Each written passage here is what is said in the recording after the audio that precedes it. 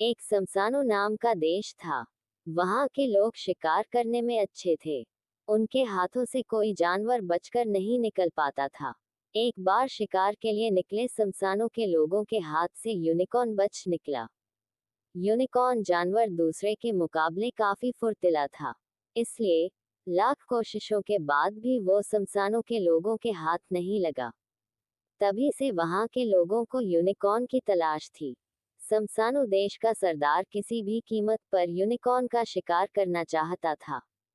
हरदम वो उसे पकड़ने का जाल बुनता, लेकिन नाकामयाब हो जाता।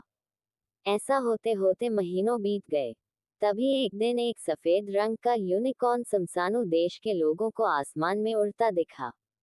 वो यूनिकॉर्न जैसे ही जमीन पर आया, लोगों ने उसका पीछा करना शुरू कर दिया। कुछ ही देर में ये समाचार सरदार तक पहुंचा। वो भी तेजी से अपने महल से यूनिकॉर्न को पकड़ने के लिए निकल गया। यूनिकॉर्न पास की ही एक नदी से पानी पी रहा था। जब लोगों को पता चला, तो वो भी नदी के पास पहुंच गए। समसानु देश के सरदार भी वहां पहुंचे और सबको थोड़ी दूरी पर खड़े होने के लिए कहा। उन्होंने हल्की आवाज में सबको समझाया कि आज इसे बचकर जाने नहीं देना है। इसलिए मौका देखकर ही इस पर हमला करना होगा। अभी चुपचाप इसे देखते रहो। यूनिकॉर्न ने भी मन भर पानी पिया और फिर घास खाई। हरी हरी घास खाकर जब उसका पेट भर गया, तो वो वहीं पर लेट गया। सरदार ने सोचा कि यही समय है यूनिकॉर्न को पकड़ने का। उसने लोगों को यूनिकॉर्न को पकड़ने का आदेश दिया। सब एक लंबी सी रस्सी लेकर आए और उसे यूनिकॉर्न के गले में डाल दी। फिर आगे और पीछे के पैरों में रस्सी फंसाकर उसे खींचने लगे। तभी यूनिकॉर्न की नींद खुल गई। गले और पैरों में रस्सी देखकर यूनिकॉर्न ने चिल्लाना शुरू किया। आखिर यूनिकॉर्न की मदद के लिए कौन आता? सभी लोग उसे पकड़कर ले गए और पिंजरे में बंद कर दिया। यूनिकॉर्न को पकड़ने से सरदार बहुत खुश था। उसने शाम के समय जश्न रखा। सभी लोग खुशी में झूमने लगे। जश्न के बीच में पिंजरे में कैद यूनिकॉर्न को भी लाया गया। तभी पता चला कि पास के ही किसी इलाके में आग लग गई है। देखते ही देखते आग विकराल हो गई।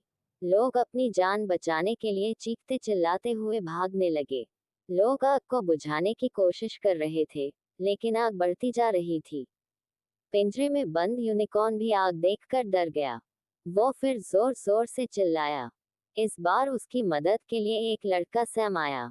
उसने यूनिकॉर्न से कहा, तुम चिंता मत करो, मैं तुम्हारा पिंजरा खोल दूंगा।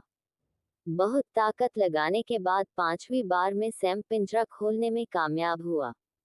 जैसे ही पिंजरा खुला, यूनिकॉर्न अपनी पीठ में सैम को बैठाकर आसमान में उड़ गया। सैम ने ऊपर से देखा, तो आग बहुत भयानक लग रही थी।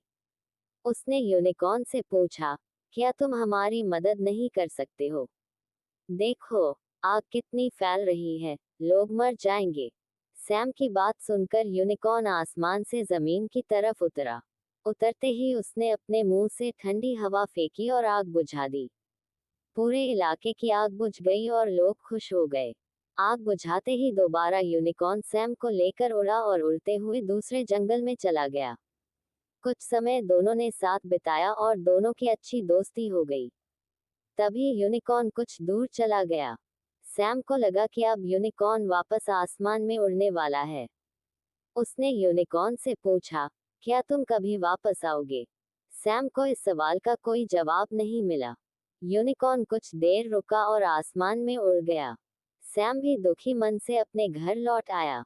लोगों ने उससे यूनिकॉर्न और यूनिकॉर्न की सवारी के बारे में पूछा। सैम ने यूनिकॉर्न की खूब तारीफ की, लेकिन मन ही मन सैम दुखी था। सैम हर रोज उसी जंगल में यूनिकॉर्न से मिलने की उम्मीद में जाता रहा, लेकिन यूनिकॉर्न वहां वापस कभी नहीं आया। कहानी से सीख। यूनिकॉर्न की कहानी से यह सीख मिलती है कि आप जब दूसरों की मदद करते हैं, तो वो भी आपके और आपके अपनों के लिए मदद का हाथ बढ़ाते हैं। Like, comment, share, subscribe. देखने के लिए धन्यवाद।